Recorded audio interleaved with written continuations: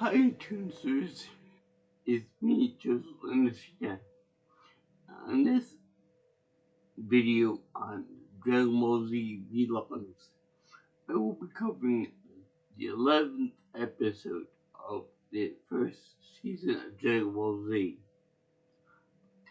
Terra on Arlia. And let me tell you, this is a very good episode, even though it's filler, but it's fun filler. Number one, because it shows Gohan getting revenge on that terrible dinosaur, that T-Rex, for killing his buddy. Number two, it is the introduction of my favorite character on Dragon Ball Z. This guy, Prince Vegeta. Now, Vegeta is a boss in the entire show. And in this episode, he shows off his ruthlessness. But I'll get to that in a minute.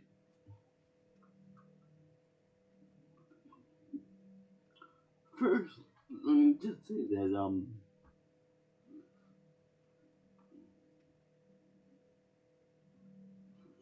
when it comes to that announcer guy that does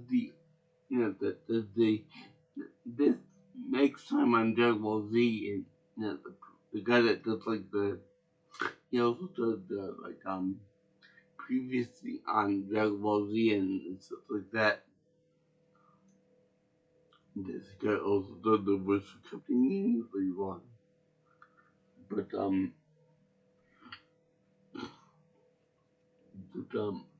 they show him being very savage about Gohan's loss of his friend, the dinosaur. I forgot his name, but I'm gonna say Benny the dinosaur. But anyway, he's very cool. I don't know if they did that on purpose or whatnot, but they did that. Second of all, it showed that the the the dinosaur that killed his friend Rexy, we'll call him Rexy, is the entire dinosaur, which they could do in a very comedic fashion in the last episode, but this one is very weird that I would think that with that dinosaur there'd be enough meat on him to last him for at least a week. So they try and tell me that this episode takes place a week after that one. That really doesn't matter too much. But they show that Gohan is the better maneuvering him and outrunning him and stuff. So which crashes into a mountain and then Gohan cuts off his tail. Now in the main story, it shows that every time that Gohan does that, he cuts off a piece of his tail for like a steak or something. But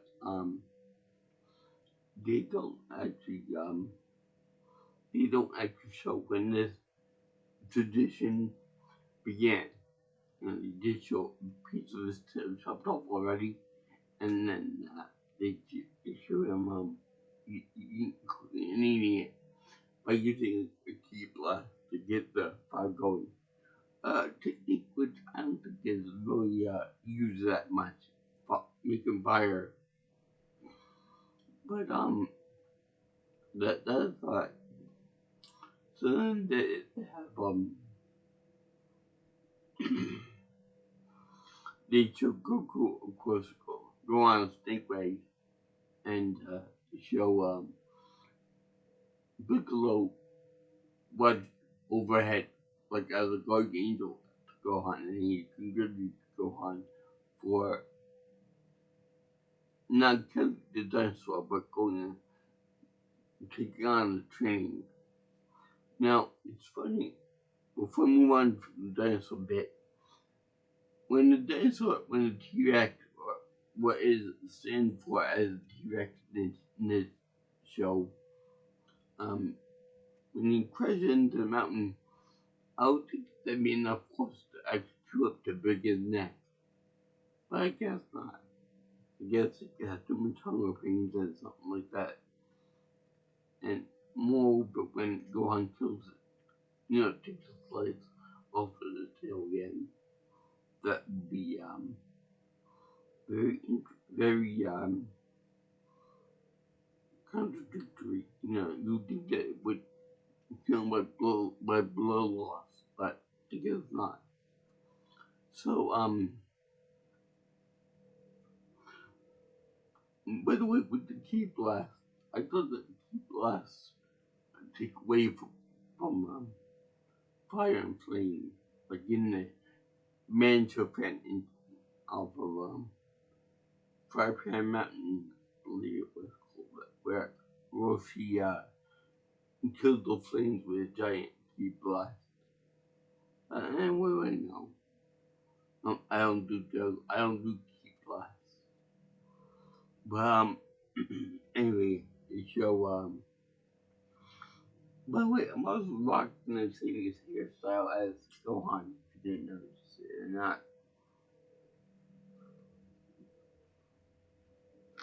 And he also rocks that same hairstyle later on in the show's history when he trains for deal with Cell. That, believe it or not, that won't be the first and last mention of Cell in this vlog. So we cut to the more important aspect. Beside Goku running across the state way and stuff. We cut to these him, Vegeta and Nappa go through space. We actually see a little bit of the inner workings of the Saiyan space pods. Could you see in that they show the computer talking to them, and also like a telepathic way for them to communicate with each other, the partners in crime and murder and destruction. Now, I was saying to myself, I real hope that when they do the episode that I bought online, on the Xbox Live account, or like, please God, all in heaven, let them keep the color mistakes in there. Sure enough, I got my wish because they show all the color problems between Gia and Nappa. Now, I haven't seen the episode in a while, where it's supposed, where the colors are supposed to be what they are, but I believe that in the show, Vegeta and Nappa have this color scheme for their armor, mostly blue with white line and with the padding being like brown or like bronze. But in this episode, Nappa had the same color coding as Raditz, and Vegeta has like green outline with brown padding and black brown underneath it. That's kind of weird because they should have had like a. Is it supposed to be like a kind of ranking system that they go forward to? Not by Vegeta, because Vegeta is supposed to be like a super elite and all that, a prince and all that. So were they trying to make like a class distinction between the two of them? And of course they have to make sure they mention that Nappa is a shiny head. He's bald. I don't get why he gets to the moisture. He should go back in from Dragon Balls. But You also have Vegeta's hair being brown, like a chocolate bar. But the thing is that when it becomes brown like that, it is the strict district because we all know that Saiyans have just one color hair, black, and that just feel like the pure blood Saiyans like Gohan and Trunks live on. They can't get away with it because they mix heritage with humans and Saiyans. That's the point. The biggest problem I see is Chris Sabat as Vegeta. Now, we all know that the best Vegeta voice comes from Brian Drummond. I'm sorry, Chris, but that's the way it is. You know, Chris is nothing compared to Chris to Brian, because Brian has like a very maniacal voice as far as Vegeta goes. He's unpredictable, crazy, and he got a very interesting pitch voice for that. So you can, more so when he is pissed off, when he's angry, upset, or when he's cranky that he's losing the goo. Which is funny because in the show, and he gets pissed off at Nappa for losing control, and he told him control and regain his sense of urgency. And then later on, Vegeta loses the two caskets. But I'll get to that when I get to that. But yeah, this is very good stuff. So, we all know that Vegeta and Nappa could wipe the floor with all the aliens like Arlia. Because they make a pit stop there just to like and whatnot. Now the funny thing is that they say that the reason why the color was so off from Got was because it was like a different atmosphere in Arlia.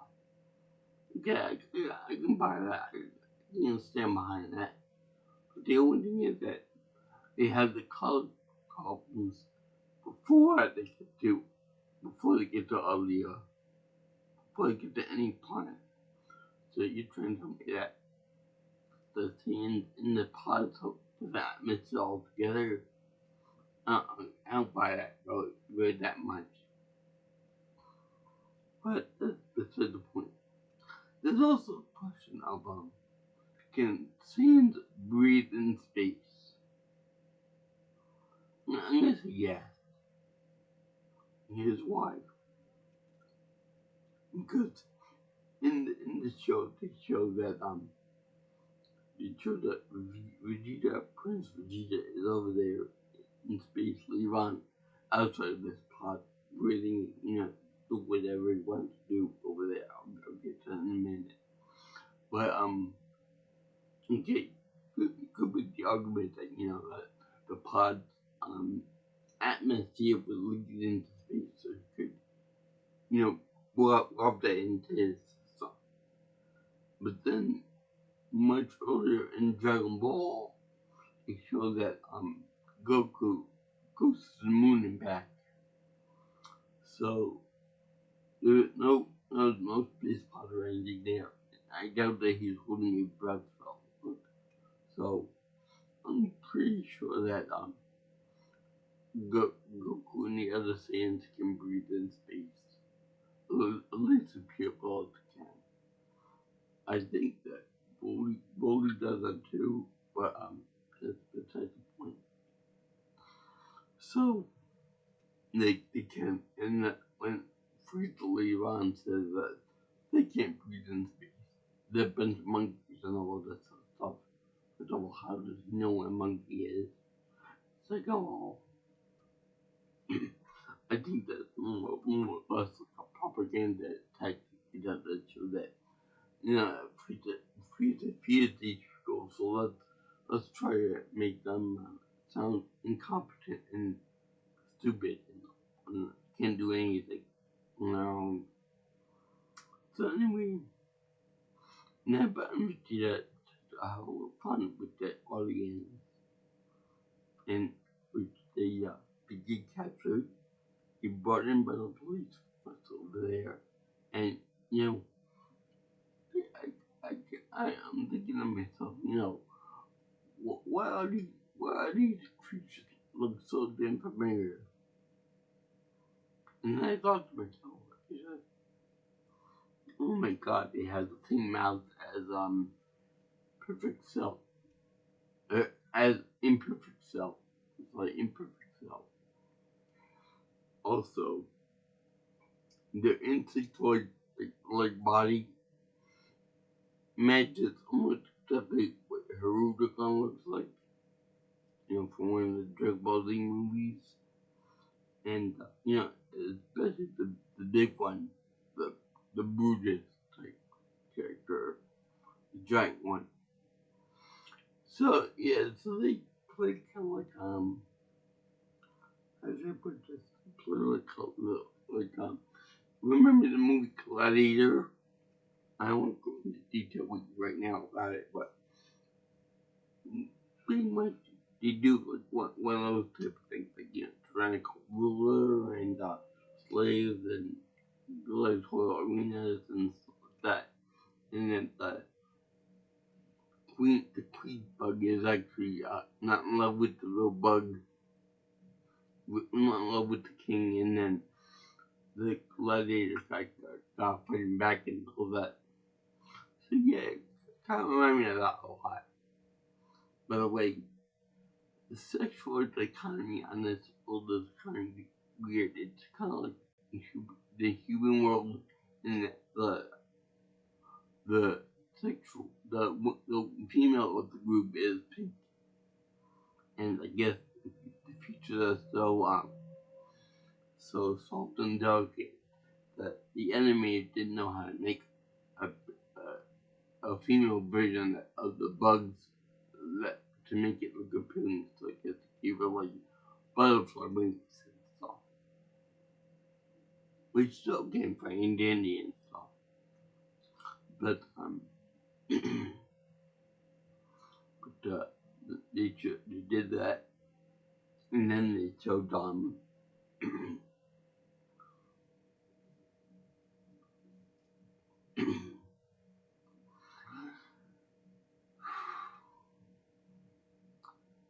then they showed them getting brought into the infant king ruler.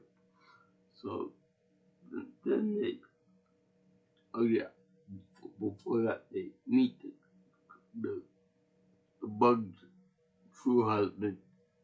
So the guy talks to them and says that they're like a prophecy, they're gonna liberate us and all this stuff, like Gladiator. So then they brought the king in front of the king. Then the king decided to kill him and come off. You know, the person that killed them were type wealthy bugs.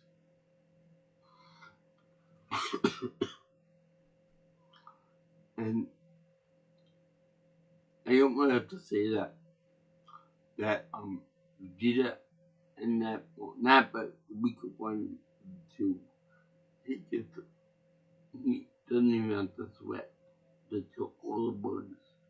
I usually his famous finger prod but in the air move. And you know, whoever killed the shiny ball guy over there wins. And so he beheads all of them. He destroys all the enemies. And then they call out name not Brutus, um they call out, yeah, Jumba.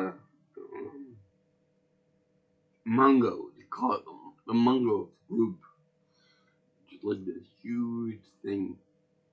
It's not quite as big as a Rubicon.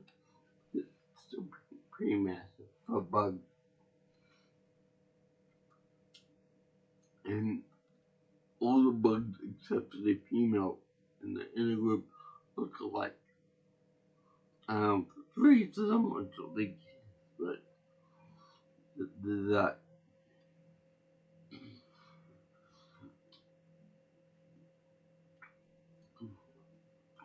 So then Vegeta takes over and he tries to kill the king using the same uh, finger pointing there, whatever you call that. So Nappa kills the big bad bug, the Mungo of the group. Mungo being from Blazing Hills, big hulking group. So they do like the romantic scene we had it too, with the queen and the warrior bug come together and they run and stuff together. Now, Nappa and Vegeta, they have no reason to kill the planet for anybody. Except that they even said they will be worshipped as heroes over there. So, Vegeta even said that being a hero is overrated, more or less. So, what happens is, they go back in their pods, what they call the pods over. I don't remember if they do anything else with the voices in the pods, the computers. I think that they do something similar with Goku in his pod. But they blast off together, and as the talking, Vegeta says, "We got some unfinished business with the planet," to which he turns around and gets out, and it blew up the planet. That's actually pretty nice because they do like a romantic thing where the two bugs are running toward each other. We're free, we're free, we're free, and then they embrace each other right as Vegeta uh, he blast comes and destroys the entire planet. There's no blast, same thing to no end to bits. That just goes to prove his ruthlessness and his kick-ass hairdo. And the joke them all blocking off and getting ready to conquer Earth. What do you think is Earth? Now, it's also important to know that they made the pit stop there in Arlia to try to get more money out of it. Later on, we find out that they're trying to, they're in this organization where they conquer worlds, planets, and try to sell them for profit. Because Arlia is pretty much a wasteland covered in bugs. We used to be bugs before they exterminated them. It was more or less like a desert plant, like Tatooine or what's the other one? What's the one that Deku?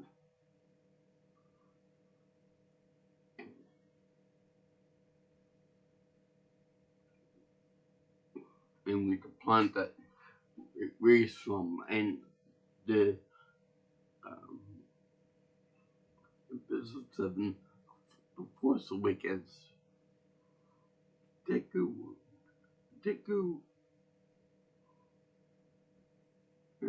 such the one that comes to help me about that. But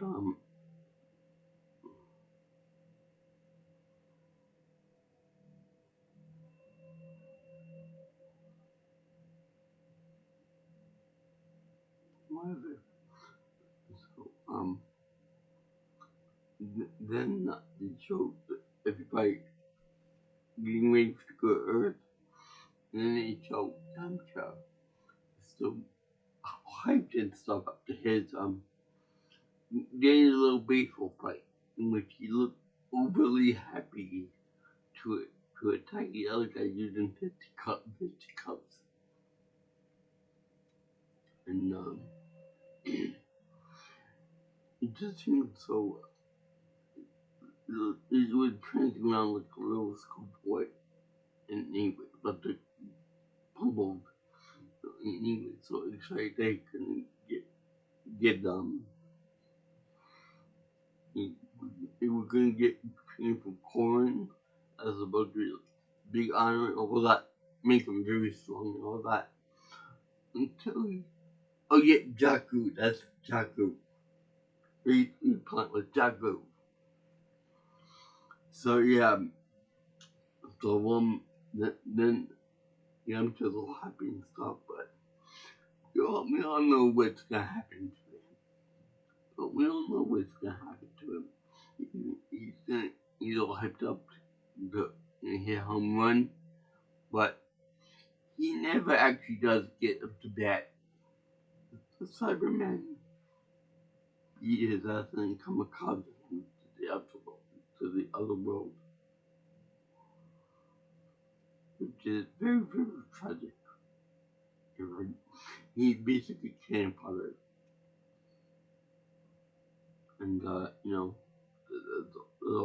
all she wrote. I don't know how good he could be against Nappa or Cuthbert Vegeta, but I'm pretty sure that he would have been trashed like everybody else in the group, except for Goku. Goku makes an idiot out of Nappa, and he makes a mockery of Vegeta, as well as Sun too, Gohan too. But yeah, that was the episode here on Arlia. Now I gotta say that this was a filler episode, but it was a very good filler episode. In fact, I don't remember this whole episode in my memory, but I do vaguely remember it. I remember the princess, Queen Buggerwit, whatever her name was. I remember them blown up for no reason. I think that in one of the other episodes in the future, they show Vegeta snacking on something like a bug creature. So maybe that's what it was from. But anyway, that's the end of that. So let me know what you guys think of this show. If you have any more suggestions for videos like to do in the future,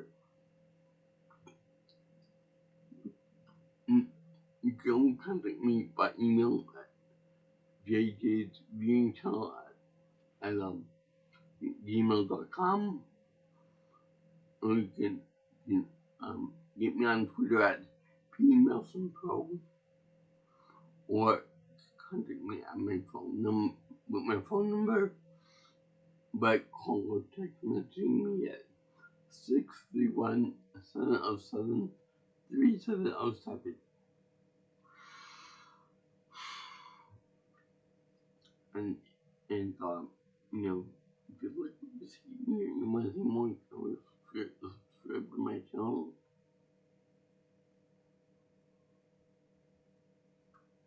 And I can't wait to see the next episode. I salute you guys, and R.I.P. any other Lillians out there. They remind me of the cockroaches from Men in Black. But they seem like nice bugs in comparison to those beasts. Anyway, see you real soon.